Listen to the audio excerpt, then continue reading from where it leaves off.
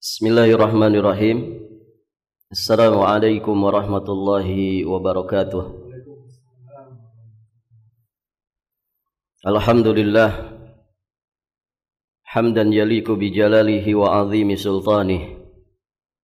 Asyhadu an la ilaha illallah wahdahu rabbi la syarikalah wa asyhadu anna Muhammadan abduhu wa rasuluh, amma ba'd. Allahumma inna nas'aluka ilman nafi'an wa rizqan tayyiban wa amalan mutaqabbala. Allahumma 'allimna ma yanfa'una wanfa'na bima 'allamtana wa zidna ilman. Para ummahat wa akhwat fillah rahimani wa rahimakumullah. Alhamdulillah, kita bersyukur kepada Allah. Pada siang hari ini kita sudah berada di tanggal 12 Safar 1447 Hijriah. Alhamdulillah, kita dimudahkan Allah untuk kembali melanjutkan pelajaran kita, masih di pembahasan dan pembacaan kitab Sahabiyat Haular Rasul sallallahu alaihi wasallam, karya Syekh Mahmud Al-Misri hafizahullahu ta'ala wa ra'ah. Sekarang kita masuk di pembahasan poin berikutnya dari penggalan-penggalan kisah Ibunda Khadijah radhiyallahu ta'ala anha. Poin berikutnya, qala al-muallif hafizahullahu ta'ala, wa min huna kanatil bidayah. Dari sinilah awal mulanya. Yang dimaksud adalah awal mula diangkatnya Rasulullah Muhammad sallallahu alaihi wa alihi wasallam menjadi seorang nabi dan rasul, menjadi nabi dan utusan Allah Subhanahu wa taala. Baik, beliau kisahkan di sini setiap tahun Muhammad sallallahu alaihi wasallam meninggalkan Mekah untuk menghabiskan bulan Ramadan di Gua Hira. Gua sejauh beberapa mil dari perkampungan yang gaduh, berada di puncak Gunung Hira yang menghadap ke Mekah. Jadi ibu, kalau kita berada di dalam Gua Hira, itu view-nya itu adalah kota Mekah. Nah, disitulah Nabi Shallallahu Alaihi Wasallam yatahannath, ya, beliau beribadah, mengasingkan, menyepikan, menyendirikan dirinya. Di sana, yakni di Gua Hira, beliau menjauhi senda gurau dan tutur kata batil. Dari tutur kata batil banyaknya orang. Ketenangan menyeluruh dan menghanyutkan mulai terasa di puncak nan tinggi dan jauh ini. Muhammad sallallahu alaihi wasallam membawa bekal untuk beberapa hari lamanya. Lalu setelah itu menjauhi seluruh alam dengan mengarahkan hati penuh kerinduan kepada Rabbul Alamin di tengah gua nan menakutkan itu.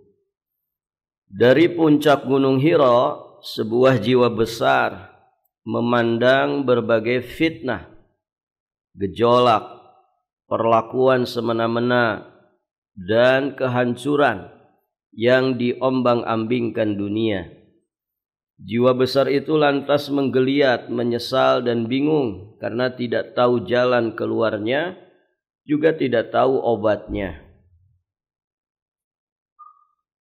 Di dalam goa nan jauh ini, sebuah mata tajam mengulas warisan peninggalan para utusan Allah terdahulu. Mata itu mendapati warisan ini laksana terowongan gelap di mana barang tambang berharga tidak bisa dipisahkan tanpa melalui jerih payah luar biasa. Dan mungkin saja tanah bercampur dengan lantakan emas sehingga manusia tidak mampu memisahkannya. Di Gua Hira, Muhammad sallallahu alaihi wasallam beribadah, memoles kalbu, membersihkan rohani, mendekati kebenaran, menjauhi kebatilan, hingga kejernihan hati beliau mencapai tingkatan tinggi yang membiaskan hal-hal gaib di hadapan wajah beliau dengan jelas, hingga setiap kali memimpikan sesuatu pasti terjadi. Masya Allah. Ibu-ibu yang dirahmati Allah, para ulama menegaskan, Allah itu jika hendak memuliakan seseorang dengan satu kedudukan yang sangat tinggi, Allah akan jadikan dia senang dengan kesendirian. Lihatlah di sini, di saat menjelang detik-detik beliau diangkat oleh Allah Subhanahu wa taala menjadi sosok yang bukan manusia biasa lagi, Allah jadikan Nabi senang dengan kesendirian. Yatahannath fi ghari Hira. Beliau senang menyendiri beribadah, tafakkur, tadzakkur ya di Gua Hira. Ini qablal bi'tsah. Ya, sebelum beliau diangkat menjadi nabi dan rasul. Yang ternyata ibu-ibu yang dirahmati Allah, setelah beliau diangkat jadi nabi dan rasul pun senang dengan kesendirian ini masih tetap beliau jalankan. Walaupun dengan format atau bentuk yang berbeda. Ya, setelah diangkatnya beliau menjadi nabi dan rasul, maka ada syariat yang namanya syariat salat tahajud. Salat di sepertiga malam terakhir, saat manusia lelap-lelapnya tidur, saat manusia katanya di waktu itulah ya tidur itu sangat pulas sekali. Nabi berdiri tegak melaksanakan sholatul lail di sepertiga malam terakhir atau di pertengahan malam. Beribadah, sholat, qiyam dalam kesendiriannya. Yang bagi beliau itu adalah perkara wajib. Dan bagi umatnya adalah perkara sunnah yang sangat ditekankan. Kemudian yang kedua, kesenangan beliau dalam kesendirian itu setelah diangkat jadi nabi dan rasul juga tetap ada berupa syariat iktikaf. Syariat iktikaf yang beliau lakukan sepanjang Ramadan disyariatkan kepada beliau, yakni di 10 terakhir dari bulan Ramadan. Nah, syariat iktikaf ini sejatinya adalah menyendiri ya untuk fokus beribadah munajat kepada Allah Subhanahu wa taala, memanfaatkan 10 malam terakhir dari bulan Ramadan dengan harapan besar bisa meraih yang namanya Lailatul Qadar. Maka ibu-ibu yang dirahmati Allah pun demikian kita. Jika kita ingin menaikkan level derajat kita di sisi Allah, ingin mendapatkan kenaikan pangkat derajat di sisi Allah Subhanahu wa taala, shallu bil lail wan nasu niyam. Maka salatlah di malam hari saat manusia terlelap dengan tidurnya. Itulah salatul lail da'bus shalihin. Ya, salat malam yang merupakan ciri khas karakter, sifat, kebiasaannya orang-orang saleh. Kemudian banyak-banyak iktikaf, ya, karena aslinya iktikaf itu begitu. ya menyendiri untuk fokus munajat beribadah kepada Allah Subhanahu wa taala. Ya, walaupun di masa ini kadang rutinitas atau kegiatan iktikaf itu ya sudah rada pudar ya esensinya. Kadang sebagian jamaah itu iktikaf, Masya Allah, sampai bawa satu koper kecil lengkap alat-alat kopi gitu. Masya Allah. Jadi ya jarang dalam kesendirian gitu. Karena apa? Ngumpul terus. Ya buka puasa ngumpul. Ya itu takjilnya kan gitu. Nanti itu habis maghrib itu ada ronde kedua, ngumpul lagi. Makan lagi. Nanti habis taraweh ngumpul lagi, ya makan besar. Kadang dilanjut dengan obrolan yang tidak terasa tiba-tiba sudah jam 12 malam. Ya. Kadang nanti sahur begitu lagi. Ya. Sedikit waktu dalam kesendirian. Aslinya iktikaf itu ya kita dalam kesendirian. Untuk banyak munajat, untuk banyak tafakur, tadzakur, untuk banyak muhasabah, berkhalwat dengan Allah Subhanahu wa taala. Nah itu.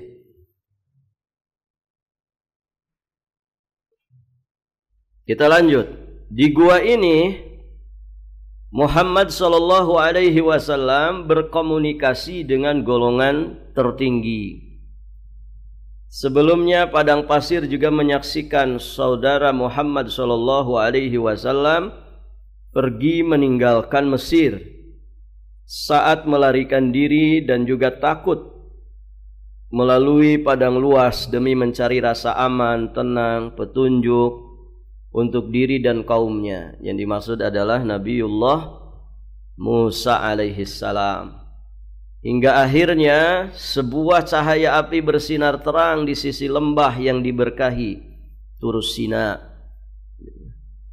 Kala mendekati api itu, tiba-tiba panggilan suci memenuhi pendengaran dan menyela ke dalam seluruh perasaannya. Innani anallah la ilaha illa ana fa'budni wa aqimis salata li dzikri. Aku ini adalah Allah, sesungguhnya aku ini adalah Allah, tidak ada ilah yang hak selain aku. Maka sembahlah aku dan laksanakanlah solat, dirikanlah solat untuk mengingatku. Secercah cahaya ini melampaui lorong waktu untuk kembali lagi muncul di sisi gua yang dihuni oleh seorang yang tengah beribadah dan membersihkan dirinya, seraya menjauhkan jasmani dan rohaninya dari segala kotoran dan keburukan jahiliyah itu.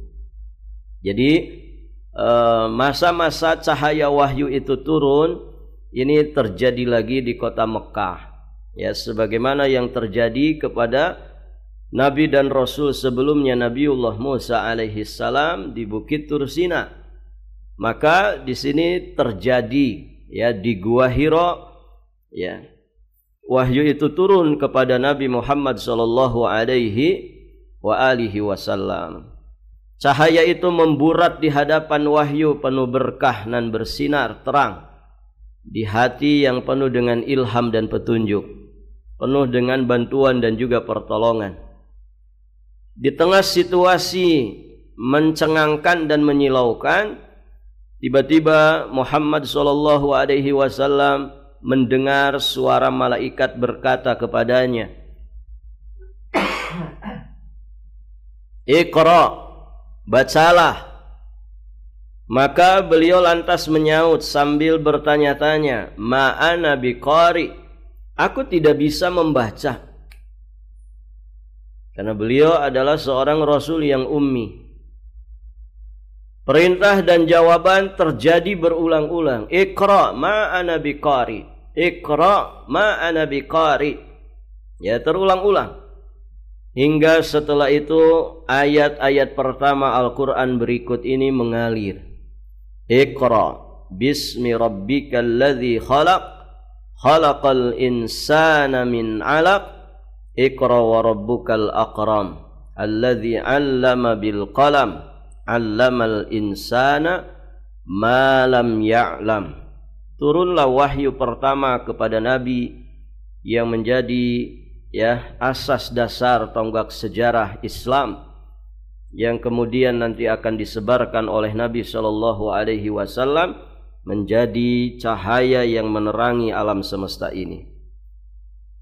Nah, dari situlah kanatil bidayah, dari situlah awal mulanya Nabi bukan lagi menjadi sosok manusia biasa, namun beliau sudah menjadi nabi dan rasul dengan turunnya wahyu pertama di Gua Hira ini. Poin berikutnya, innaha a'zamu lahzatin marrat bihadzal qaul. Sesungguhnya saat turunnya wahyu itu adalah saat-saat paling agung yang pernah dilalui dunia ini. Jadi dalam perjalanan sejarah manusia di dunia ini, tentu di antara peristiwa besar, peristiwa agung adalah saat-saat turunnya wahyu pertama kepada Nabi Shallallahu Alaihi Wasallam ini, yakni saat monumental, saat wahyu turun untuk pertama kalinya kepada Rasulullah Shallallahu Alaihi Wasallam. Ya, jika peristiwa ini diamati, maka ibu-ibu yang dirahmati Allah, terkadang kita melewatkannya dan berlalu begitu saja, atau barangkali hanya mengamatinya sejenak kemudian kita tinggalkan. Padahal ini adalah sebuah kejadian besar, sangat besar sekali, hingga tanpa batas. Seperti apapun saat ini kita berupaya untuk mengetahui seberapa besarnya peristiwa ini, tetap saja masih banyak sisi-sisi lain yang berada di luar imajinasi kita. Ya, artinya peristiwa pertama turunnya wahyu ini peristiwa yang sangat luar biasa. Ada banyak hal-hal yang menjadi pelajaran berharga, ya, jika kita benar-benar mengamati dengan saksama ya peristiwa besar ini.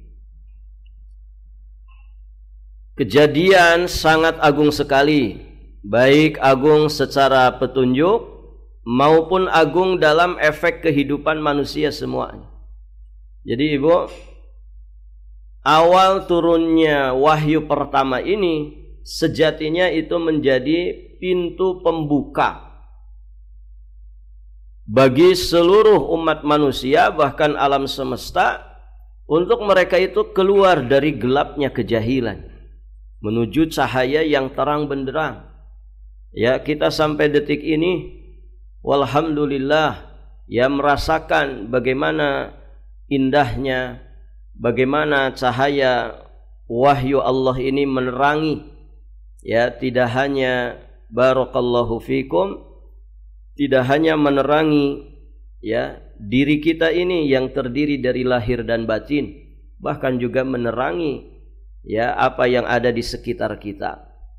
Tentu ini peristiwa besar, peristiwa yang sangat agung, yang bagi seorang muslim ya sejatinya ini menunjukkan tentang kemahakuasaan Allah Subhanahu wa taala.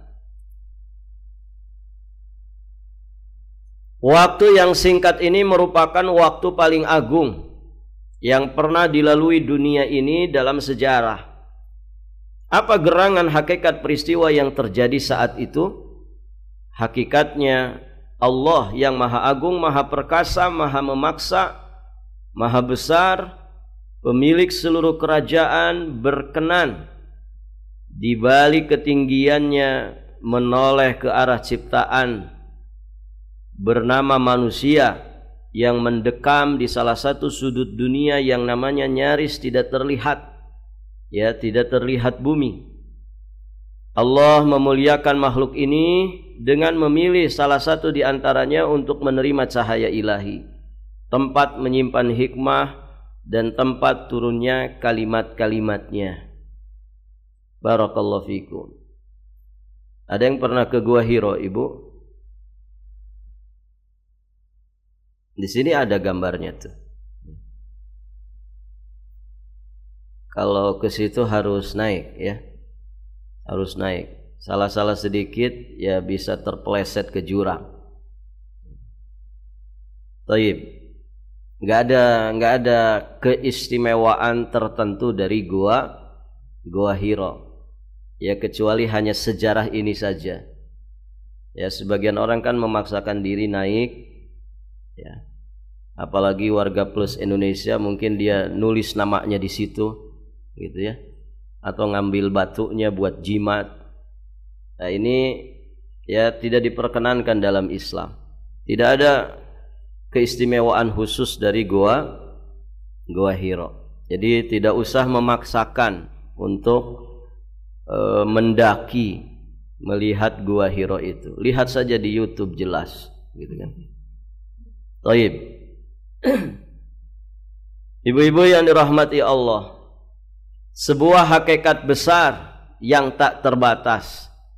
Sisi-sisi keagungannya akan terungkap kala manusia membayangkan sebatas kemampuan yang dimiliki tentunya, membayangkan hakikat uluhiyah yang mutlak, azali dan kekal abadi, membayangkan hakikat ubudiyah terbatas dan fana, lalu merasakan pertolongan Rabbani yang diberikan melalui insan ini, kemudian merasakan nikmatnya perasaan ini hingga menghadirkan kehusyuan, rasa syukur, bahagia dan merasa dirinya penuh dosa. Taib, ibu yang dirahmati Allah, ya, makanya sampai ada ungkapan sebetulnya hakikat kehidupan kita itu ya usia 40 tahun ini. Nabi diangkat jadi nabi dan rasul usia berapa, Bu? Usia 40 tahun. Usia keemasan, usia puncak. Yang sejatinya kalau kita di usia itu ya, usia kepala 4 ini, sudah ada yang 40 tahun di sini? Ada, Bu? Nggak ada yang ngaku. Ya. Masya Allah. Ya. Ini usia puncak. Ibarat kata dalam perjalanan orang itu ke puncak gunung, sudah di puncak, Ibu. Kalau habis di puncak, kemana selanjutnya? Ya turun lagi. Nah, Nabi menerima wahyu pertama itu di usianya 40 tahun. Hikmahnya apa? Banyak penjelasan para ulama. Hikmahnya karena usia ini usia kematangan. Artinya orang itu sudah ajeg di usia 40. Beda dengan usia-usia muda. Usia akil balik sampai 40 itu usia masa muda yang cenderung labil. Ya, anak-anak muda itu kan labil. Apa yang viral dia ikuti yang viral.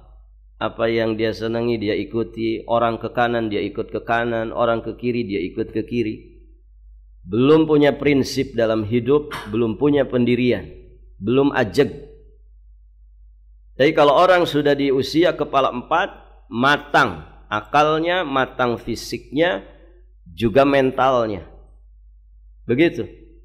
Nah, itulah hikmah kenapa Rasulullah diangkat menjadi nabi dan rasul di usia 40 tahun ini. Nah, walaupun usia 40 ini usia puncak, untuk kemudian orang itu terus ya berlanjut menapaki tangga-tangga ke bawah. Namun ternyata Rasulullah mengajari kita ya untuk kemudian justru dari usia kepala 4 inilah gaspol itu luar biasa. Ya Ibu, beliau membawa amanah beban amanah, risalah dan nubuwah itu di usia kepala 4. Menghadapi berbagai macam rintangan, tantangan, cobaan kehidupan itu mulai dari kepala 4. Apalagi setelah beliau terang-terangan mendakwahkan Islam ini. Bahkan ya ketika beranjak ke usia kepala 5 tidak berhenti. Ada peristiwa hijrah ke Madinah antara hidup dan mati. Ada 9 peperangan ya saat beliau di kota Madinah yang beliau ikuti. Itu usia Nabi kepala 5. Masya Allah. Perang zaman dulu ya perang angkat senjata, bukan jarak jauh seperti saat ini. Artinya justru semakin tua itu semakin berat tantangan, semakin besar perjuangan. Nah, kalau kita semakin tua semakin apa, Bu? Orang kalau kepala 5 obrolannya apa? Di klinik mana, gitu ya. Pakai obat apa? Dokter siapa? Dan begitu ya. Enggak usah kepala 5, Ibu, kadang yang kepala 3 saja begitu. Ada teman kepala 3 sudah asam urat ya. Sudah macam-macam kan? Ini Nabi Masya Allah masih berperang usia kepala 5 menjelang 60. Bagaimana fisik beliau? Maka idealnya memang semakin tua itu semakin mulia. Semakin tua itu semakin menjadi-jadi semangatnya. Ya semakin besar kiprahnya, karya-karyanya. Ya semakin besar perjuangannya untuk kita berbekal. Jangan semakin melempem. Karena itu yang terjadi pada perjalanan kehidupan Nabi. Ibu-ibu yang dirahmati Allah. Semoga Allah panjangkan usia kita semua di atas kesehatan, keistiqomahan, ketaatan. Semakin tua semakin sehat, semakin tua semakin mulia, semakin tua semakin menjadi-jadi amal ibadahnya, semangat mendekatnya kepada Allah Subhanahu wa ta'ala. Begitu. Jangan semakin tua semakin gak karu-karuan. Baik, kita lanjutkan. Dan apa gerangan petunjuk dari peristiwa ini? Petunjuknya adalah Allah pemilik karunia nan luas, rahmat menyeluruh. Ia maha mulia, maha mencintai, maha pemberi, mencurahkan anugerah dan rahmat tanpa sebab apapun, tanpa sebab ataupun alasan. Di samping alasan bahwa memberi adalah salah satu sifatnya yang mulia. Nah, ini petunjuk dari sisi Allah Subhanahu wa ta'ala. Ya, ini kasih sayang Allah. Ya, turunnya wahyu kepada Nabi ini kasih sayang Allah yang sangat-sangat besar. Ya. Allah tidak biarkan Nabi itu dalam kebingungan, kan begitu. Tapi diberikan wahyu, petunjuk, diberikan cahaya yang menerangi lahir batin beliau, menerangi perjalanan beliau, bahkan juga menerangi perjalanan kehidupan manusia sampai nanti datangnya kiamat. Sementara dari sisi manusia, kejadian ini menunjukkan bahwa Allah memuliakannya dalam bentuk yang nyaris tak terbayangkan dan tiada mampu dia syukuri. Kemuliaan ini saja tidak akan mampu disyukuri manusia meski dia menghabiskan seluruh usia dengan rukuk dan sujud. Inilah yang mengingatkan Allah kepada umat manusia, mengalihkan perhatian kepadanya, berhubungan dengannya. Allah memilih Rasul dari jenis manusia yang diberi wahyu berupa kalimat-kalimatnya. Bumi menjadi tempat tinggal dan tempat turunnya wahyu. Dan Masya Allah ya, jika sesuatu itu melekat dengan Quran, pasti mulia. Pasti mulia.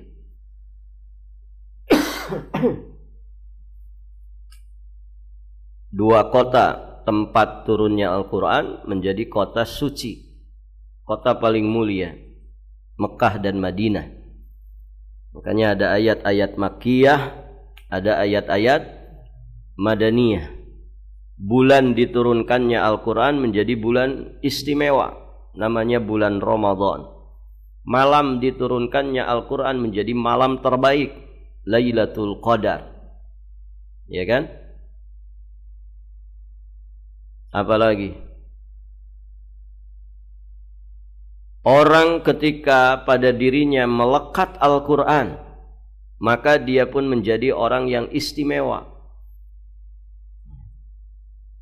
Orang itu kalau hafal Quran, mengamalkan isi Al-Quran, maka dia ahlullah wa khassatuhu. Dia adalah keluarganya Allah dan orang-orang khususnya Allah. Nah ini Masya Allah, ibu-ibu yang dirahmati Allah. Nabi Muhammad ketika menjadi Nabi dan Rasul yang menerima mukjizat Al-Quran, maka beliau menjadi Nabi dan Rasul yang paling mulia, Sayyidul Anbiya wa Imamul Mursalin. Malaikat Jibril ketika mendapatkan tugas menyampaikan wahyu dari Allah, terkhusus wahyu berupa Al-Quran kepada Nabi Muhammad, maka beliau menjadi malaikat yang paling mulia di antara sekian banyak para malaikat yang ada. Maka jika kita ingin mulia di sisi Allah, jadilah ahli Quran. Ya, belajar tentang Al-Quran. Ya, ambil jatah yang besar dari Al-Quranul Karim. Amalkan dengan sebaik-baiknya. Ya, sebagaimana Rasulullah ketika ada sahabat bertanya kepada Ibunda Aisyah tentang akhlaknya Nabi, maka Ibunda Aisyah menjawab, kana khuluquhul Quran. Akhlaknya Nabi itu adalah Al-Quran. Yaitu ibu-ibu yang dirahmati Allah.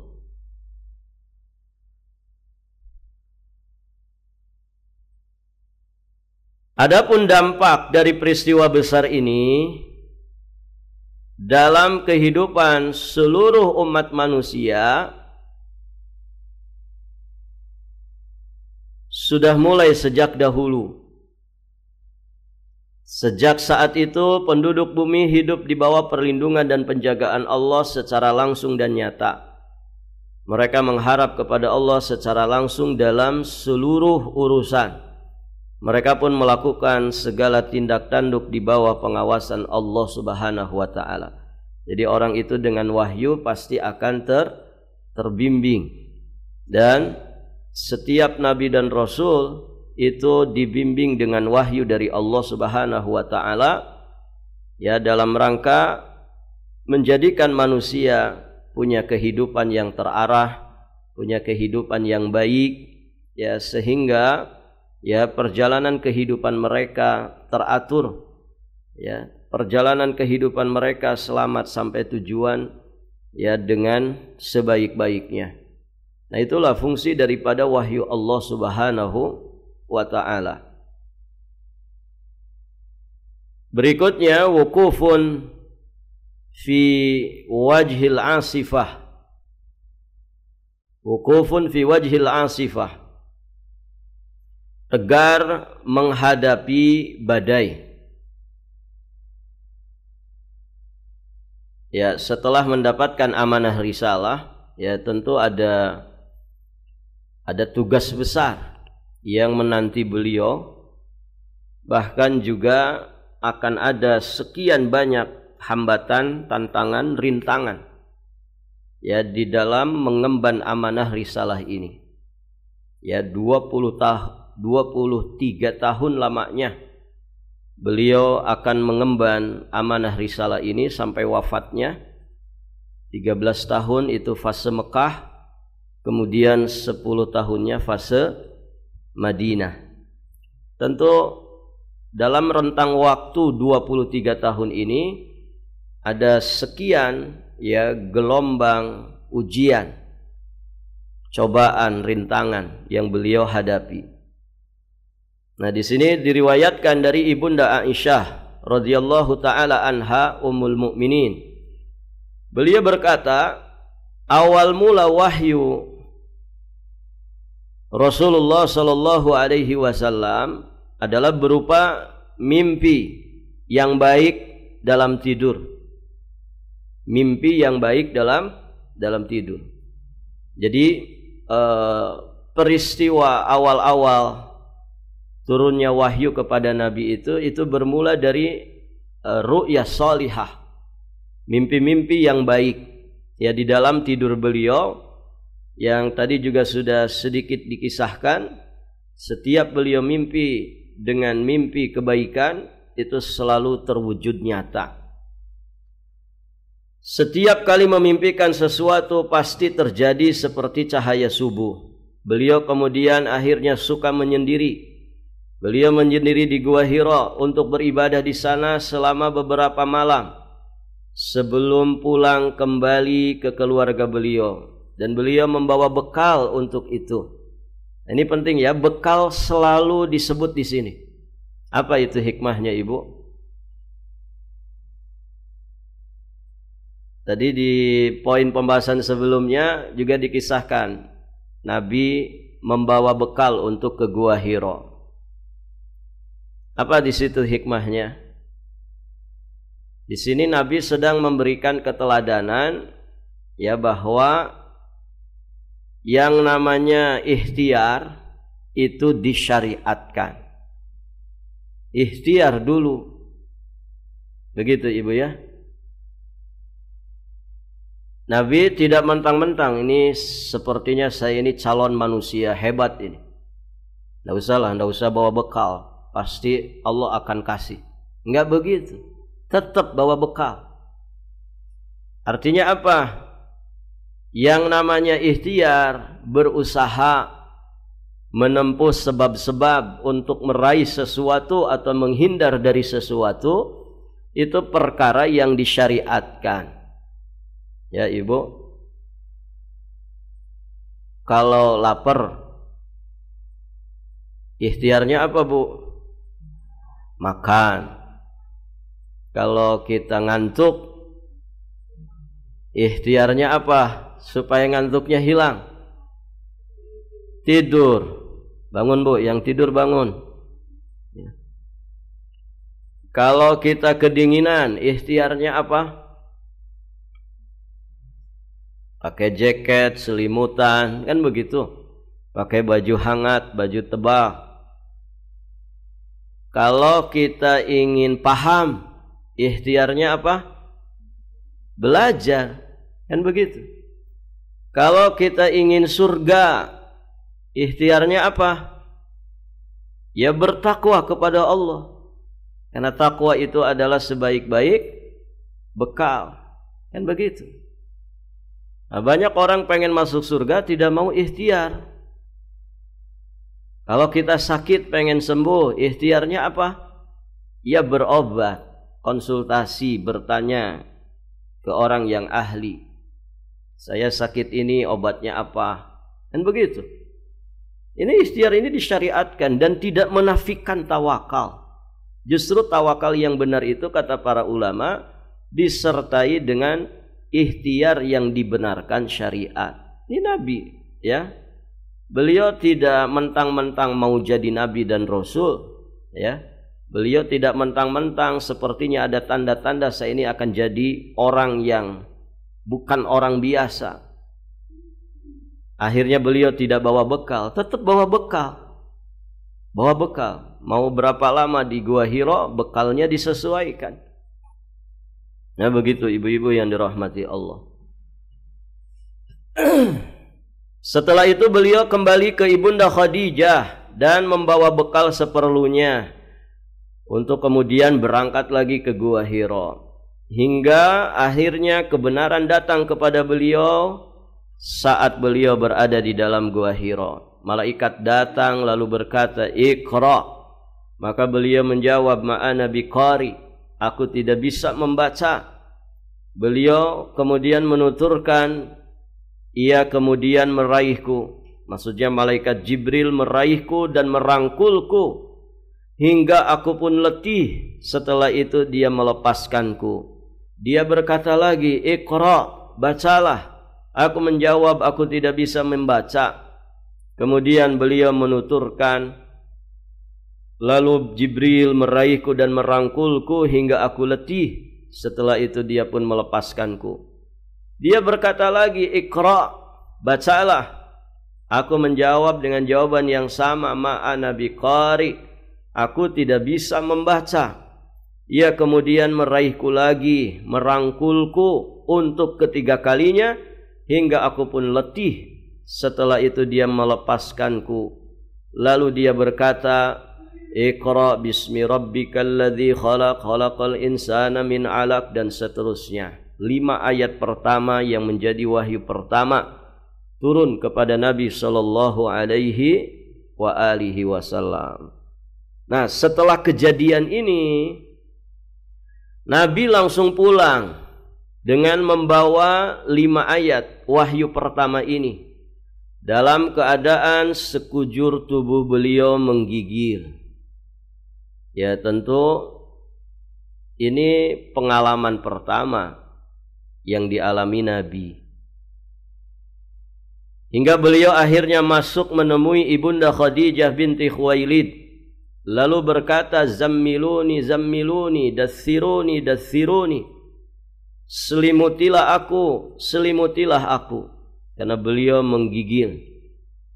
Khadijah kemudian menyelimuti beliau hingga rasa takut beliau hilang. Setelah itu beliau berkata kepada Khadijah, Ya Khadijah, mali, ya kenapa aku ini? Ya beliau juga kebingungan, kenapa? Kenapa barusan saja mengalami peristiwa yang tentu itu tidak pernah terbayang mungkin sebelumnya. Aku ini kenapa? Beliau menceritakan apa yang terjadi. Ya, setelah itu beliau berkata, aku mengkhawatirkan diriku. Ya, gimana enggak takut ibu ya? Maka kemudian Ibunda Khadijah, nah disinilah perannya Ibunda Khadijah, sosok yang luar biasa, pantas ya bersanding dengan Nabi. Ya. Ibu mungkin kalau mirip seperti ini, ya, jadi Khadijah. Gitu. Taib. Khadijah kemudian berkata kepada beliau, Kalla abshir, sekali-kali tidak, bergembiralah. Wallahi la yuhzikallah abadan. Demi Allah, kata Ibunda Khadijah, Allah tidak akan mungkin menghinakanmu selama-lamanya. Kemudian Ibunda Khadijah memberikan pernyataan tentang sifat-sifat kemuliaan yang ada pada Nabi. Innaka latasilur rahim. Engkau itu loh orang yang suka nyambung tali kekeluargaan, silaturahim. Wa tasduqul hadis. Engkau suka jujur dalam bertutur kata. Ya. Wa tahmilul kal. Ya, suka nanggung beban orang. Wa taksibul ma'dum, suka bantu orang yang ma'dum, yang tidak punya harta atau orang miskin. Wa taqrid dhaif, suka menjamu tamu. Wa tu'inu ala nawaibil haq, dan suka membantu orang yang kesusahan. Masya Allah. Ada berapa sifat di sini ibu? Ini semuanya makarimul akhlak, akhlak-akhlak mulia. Suka nyambung silaturahim. Orang putuskan, kita sambung. Nah, itu luar biasa. Jujur, ya kalau bicara. Kemudian nanggung beban, membantu orang miskin, menjamu tamu, membantu orang kesusahan. Ada 6 akhlak yang begitu mulia pada diri Nabi, dan ini disebutkan oleh Ibunda Khadijah langsung di hadapan Rasulullah sallallahu alaihi wa alihi wasallam. Nah, tentang riwayat ini Imam Nawawi menjelaskan. Kata beliau, para ulama menjelaskan makna dari kata-kata Ibunda Khadijah, bahwa engkau tidak akan tertimpa hal-hal yang tidak diinginkan. Kenapa? Karena Allah menjadikan akhlak baik dan perangai-perangai mulia ada di dalam dirimu. Khadijah kemudian menyebutkan sejumlah contohnya. Tadi ada 6 makarimul akhlak yang disebutkan oleh Ibunda Khadijah. Nah, ibu-ibu yang dirahmati Allah, kata Imam Nawawi menukil penjelasan para ulama, di sini mengandung pelajaran bagi kita bahwa ini menunjukkan akhlak mulia dan sifat-sifat baik itu adalah sebab yang menghindarkan kematian yang tidak baik. Jadi orang itu, ibu, kalau ingin mati dengan mati yang baik, atau dengan kata lain matinya husnul khatimah, maka sepanjang perjalanan dia hidup di alam dunia, berusahalah untuk berakhlakul karimah. Maka dia akan selamat dari yang namanya su'ul khatimah. Kemudian pelajaran yang lain dari hadis ini menunjukkan boleh sesekali berarti tidak sering kali. Boleh sesekali memuji seseorang itu di hadapannya langsung karena suatu maslahat. Di sini Ibunda Khadijah memuji Rasulullah langsung di hadapannya. Ada maslahat enggak Khadijah melakukan itu? Jelas ada. Apa maslahatnya di situ? Dalam rangka untuk membesarkan hati Nabi Muhammad. Nabi Muhammad ini sedang kesusahan, sedang dirudung rasa takut atas peristiwa yang baru saja terjadi pada dirinya. Maka Ibunda Khadijah membesarkan hatinya. Engkau ini orang baik, akhlakmu akhlak yang baik, sambil menyebutkan beberapa contoh di antaranya.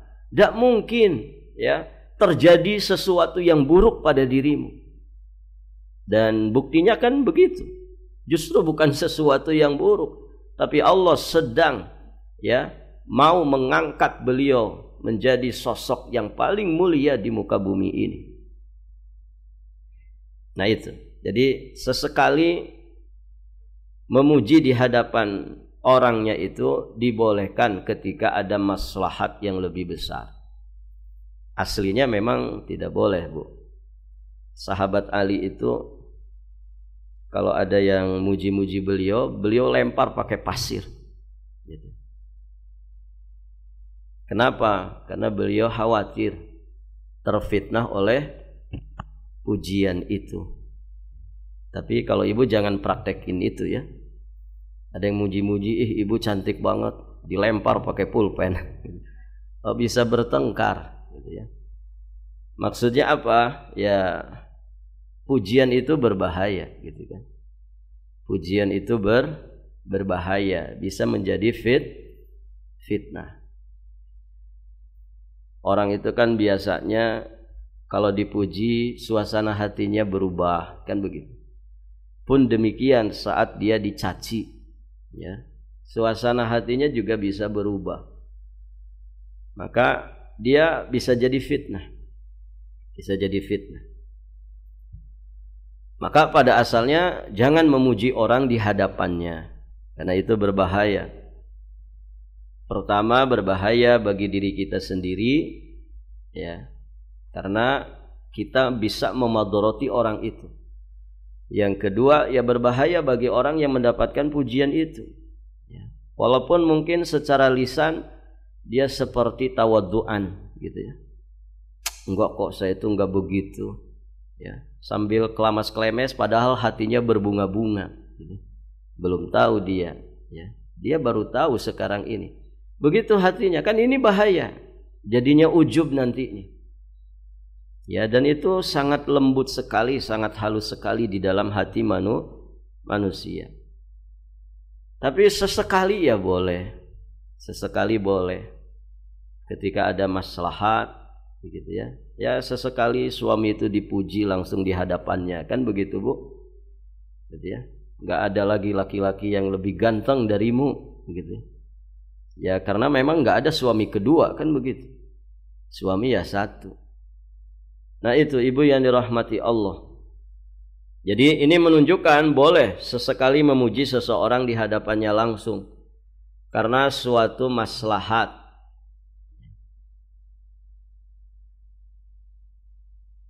Nah di sini ya karena alasannya Ibunda Khadijah ingin menenangkan Nabi yang sedang dirudung rasa takut dan ya ingin membesarkan hatinya dengan memberikan kabar gembira kepadanya dan menyebutkan sebab-sebab keselamatan. Karena kebaikan-kebaikan itu akan menjadi sebab keselamatan. Kemudian faidah lain dari hadis ini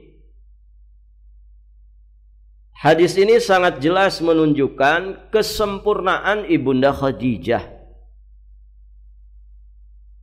Pandangannya yang sangat luas, kekuatan jiwanya, keteguhan hati dan juga besarnya pemahaman yang beliau miliki. Jelas ya. Sebagaimana di poin-poin pembahasan sebelumnya, beliau ini bukan wanita biasa. Ya. Wanita yang mulia, terhormat, ya. Wanita yang dijuluki sebagai wanita yang sangat suci. Baik, ibu-ibu yang dirahmati Allah.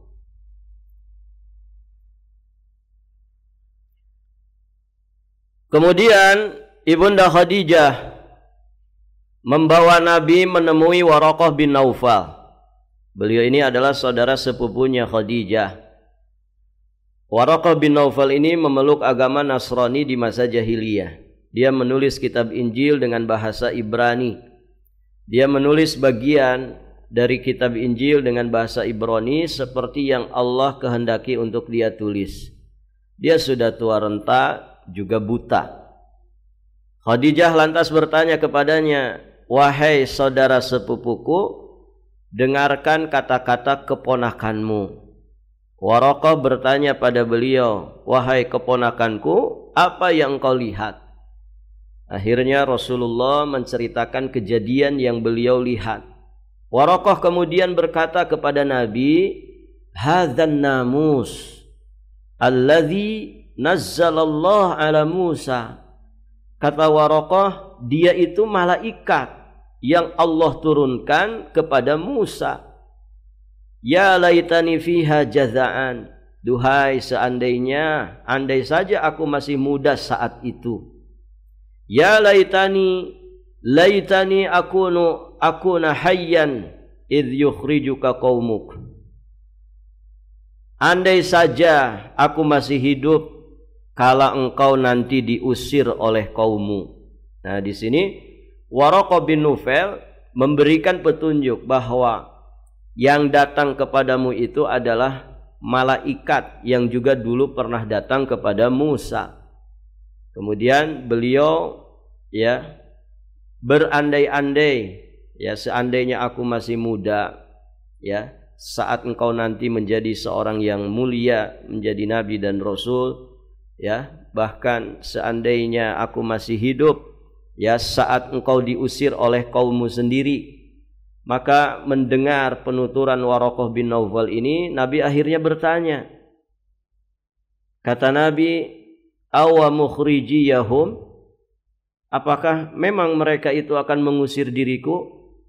Ya kata Waraqah, "Na'am, iya. Tidak ada seorang pun yang membawa sesuatu seperti yang aku bawa, melainkan pasti. Ya, tidak ada seorang pun yang membawa sesuatu seperti yang engkau bawa, melainkan pasti akan dimusuhi. Jika aku masih hidup saat itu, aku akan membelamu dengan pembelaan yang kuat," jawabnya Waraqah.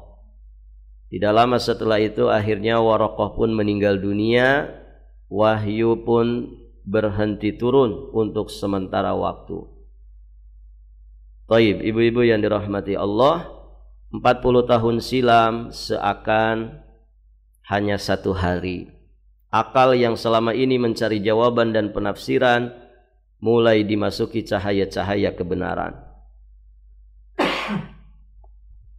Dada yang selama ini serba salah, terbebani oleh kesialan dan kekacauan, mulai merasakan segarnya keyakinan, lapangnya harapan dan transisi tiada terduga yang begitu jauh jangkauannya, yakni nubuwah.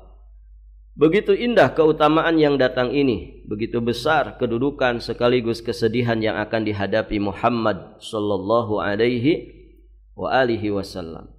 Oleh karenanya beliau dengan cepat mengkhawatirkan keselamatan diri, dan sikap yang ditunjukkan oleh sang istri yakni Ibunda Khadijah kepada beliau adalah sikap yang teramat mulia, perlu dipuji dari seorang wanita kalangan terdahulu maupun wanita kemudian. Dia mampu menenangkan Nabi kala resah, melegakan beliau kala lelah, menuturkan beliau memiliki banyak kelebihan, menegaskan kepada beliau bahwa orang-orang baik seperti beliau tidak akan mungkin terhina. Karena ketika Allah sudah mencetak seseorang memiliki kemuliaan-kemuliaan agung dan keutamaan-keutamaan luhur, tentu tidak lain akan dia jadikan orang itu mulia dan dia akan memperlakukannya dengan baik. Nah, berkat pandangan nan kuat dan hati nan baik ini, Khadijah patut mendapatkan salam dari Rabbul Alamin. Allah pun mengirimkan salam kepadanya melalui Ruhul Amin, yakni malaikat Jibril alaihi salam.